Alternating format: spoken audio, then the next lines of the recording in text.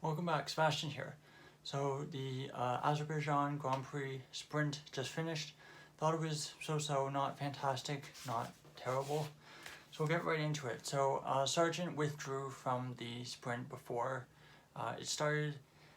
So basically, he crashed the car in sprint qualifying this morning, and the team didn't have enough time to fully repair the car, so he withdrew.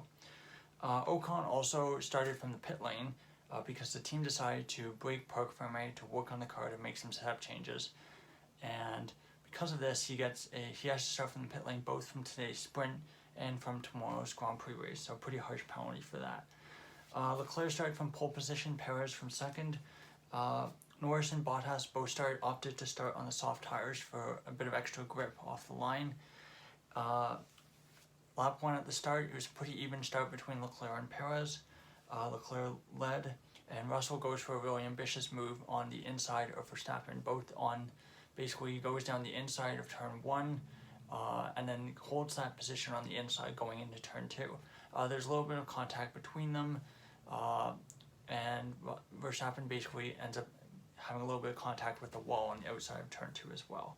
So basically, Russell moves his way up into third place. And then we see basically Tsunoda's tire rolling down the hill from turn 15 all the way down to turn 16. And it turns out what had happened was he had basically hit the outside of the wall on the exit of kind of turn 14 area. Basically just got a little bit too close to the wall, and the contact basically ripped the wheel off of the wheel rim. And there was a bit of damage as well. So the virtual safety car was deployed to deal with that, to clean the debris. Tsunoda, of course, has to stumble around and kind of trundle around to get back to the pits to pit for new tires. They also changed his front wing, and then when he comes back out, he's steering left to go straight, so there's something completely broken with either the steering arm or the front suspension. And then shortly after that, lap 3, after a full lap of virtual safety car, this full safety car comes out. So I guess they, for whatever reason, decided that they couldn't do they couldn't clear the debris under just a VSC. Ocon basically pitched for softs. Verstappen basically is told over the radio that he has a bit of floor damage from the contact with Russell. He's not particularly happy about it, as we would expect from Max. Lap 5, and then Tsunoda is basically under investigation for being in an unsafe condition. And then it was announced that the safety car would come in end of lap 5.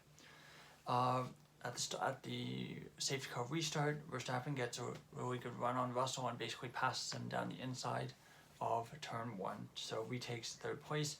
Alonso also gets P6 off of Hamilton, also in the same spot, P1. Also importantly, for Stroll, he dropped down to P10 at the start, and he moves up to P9 at the safety car restart, repassing Norris.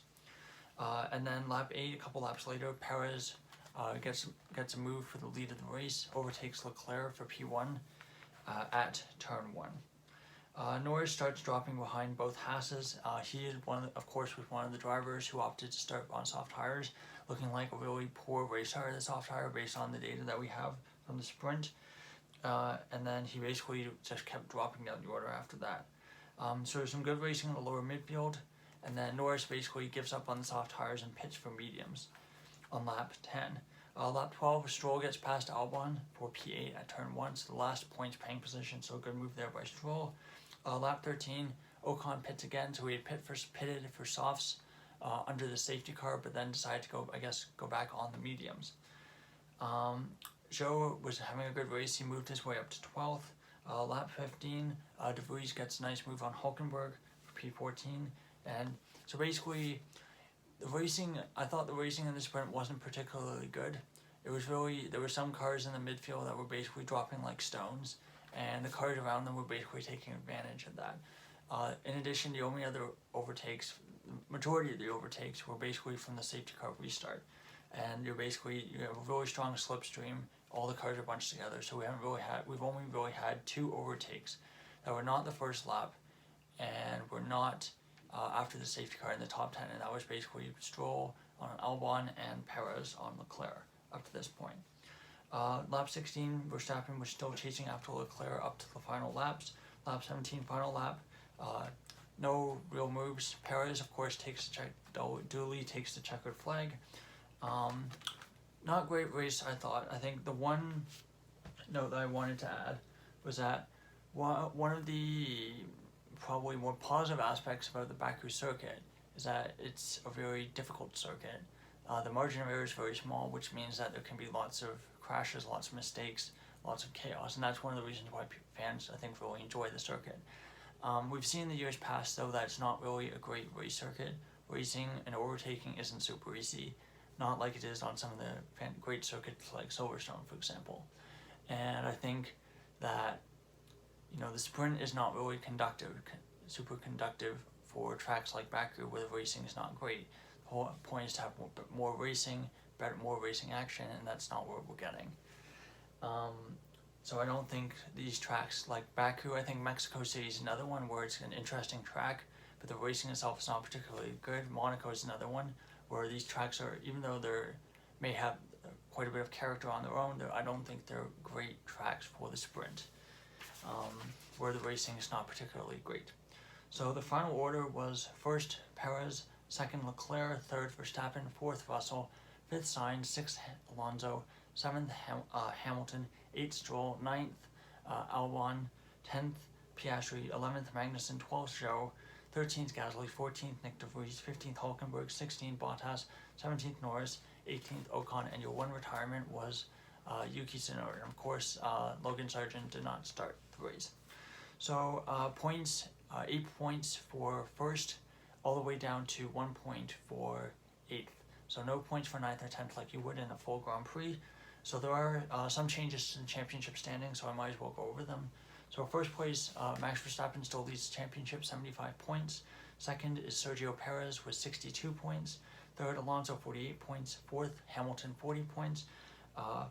Fifth, Sainz with 24 points. And change of position, Russell moves up to 6th with 23 points. Stroll drops down to 7th with 21 points. Leclerc, of course, also moves up to 8th place with basically almost doubling his season total for points, going to 13 points on the season, and 8th in the championship. 9th is Norris with 8 points, Hulkenberg in 10th with 6 points, and then you have Bottas, Piastri, Ocon, and Gasly all on 4 points. 15th is Zhou with 2 points, and then Tsunoda, Magnussen, and Albon all with a single solitary point. And then Sargent, de Vries, the only two drivers remaining on 0 points. So that's all for the sprint. That's all of the action for today, Saturday. Of course, tomorrow we have both the Formula 2 feature race as well as the main Grand Prix. I think we have learned quite a few things. I think the soft tires are pretty poor race tire, so I think we're going to see a lot of teams decide to go with start the race on mediums and then do a one-stopper on the hards, and then maybe switch to softs if there's a late safety car and you want to get that extra grip for the last portion of the race. Of course, some other cars are in different positions. I think the Alpha tires, actually, the race pace looked pretty good. De Vries was pretty racy, so I'm interested to see what Tsunoda could do tomorrow from P8. The Albon, even though I think his straight line speed was pretty good, Stroll was able to overtake him. So I think it shows that even though that Williams will be a menace in a straight line, it's still an overtakeable car. So that's all for today. Thank you so much for watching. I'll see you again tomorrow. Goodbye.